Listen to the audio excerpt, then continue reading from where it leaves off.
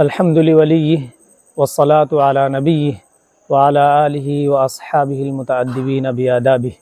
اما بعد فاعوذ باللہ من الشیطان الرجیم بسم اللہ الرحمن الرحیم قال اللہ تبارک و تعالی فی القرآن المجید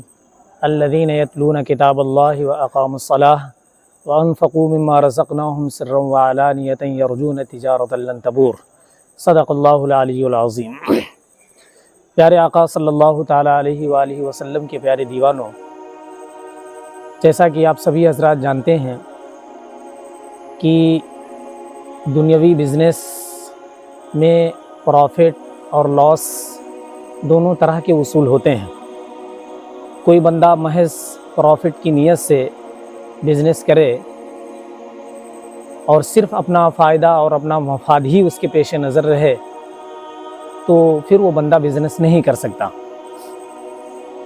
تو دنیاوی بزنس اور تجارت میں پروفٹ اور لاس کے دونوں پہلو برابر ہوتے ہیں، لیکن اللہ رب العزت قرآن پاک میں ایک ایسی تجارت سے ہم سب کو باخبر فرما رہا ہے کہ جس تجارت اور بزنس میں کسی طرح کا کوئی نقصان نہیں ہے۔ اللہ فرماتا ہے بے شک وہ لوگ جو قرآن پاک کی تلاوت کرتے ہیں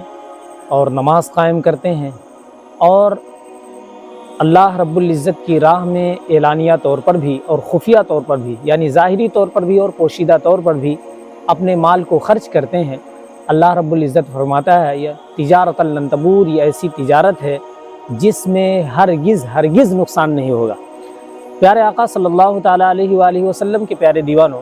انفاق فی سبیل اللہ کے حوالے سے سورہ بقرہ میں بھی اللہ رب العزت نے ذکر فرمایا مثل الذین ينفقون اموالهم فی سبیل اللہ